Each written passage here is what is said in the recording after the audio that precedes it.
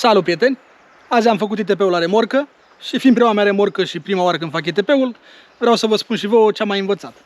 În primul rând este vorba de o remorcă fără sistem de frânare. Deci n-are aici în fața acel tampon cu frânare inerțială, adică când vine remorca în față să frâneze, să aibă sistem de frânare roțile. Asta are doar rulmenți, practic roțile se învârt, doar o tragem după noi, ok?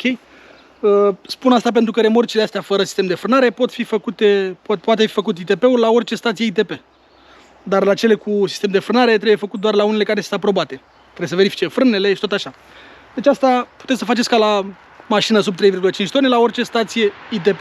Un ITP la remorcă este asemănător cu cel de la mașină, adică aveți nevoie de carte, talon și buletinul persoanei care se duce să facă ITP-ul. Deci nu trebuie să meargă neapărat proprietarul, poate să meargă oricine.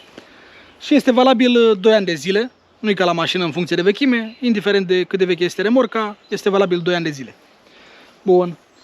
Apropo, la rulote este valabil 3 ani. Da? Deci la remorcă 2, la rulotă 3 și la mașini în funcție de vechime. Ce o să verifice în primul rând sunt luminile și foarte important aici, trebuie să vă meargă luminile de ceață. Deci indiferent că aveți mufă cu 7 pini, cu 13 pini, indiferent de conexiune, trebuie să vă meargă luminile de ceață. Deci, bineînțeles, stopuri, semnalizări, poziție, dar ceața, aveți grijă să o aveți în funcțiune. Dar lumina albă de la marșarier nu este necesară. Ce mai este de ținut cont și foarte important este cablul de siguranță de la cârlig.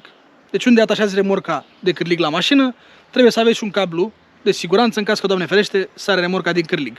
Se găsește pe internet, este un cablu roșu subțire, un zbir, în jur de 20 de lei. Pe lângă asta trebuie să mai aveți jantele și anvelopele la dimensiunile conforme, să nu fie ruginită. Și, prieteni, pe scurt, asta am vrut să vă arăt cum se face un ITP la o remorcuță. Mulțumesc de vizionare și ne vedem la următorul video. V-am lăsat!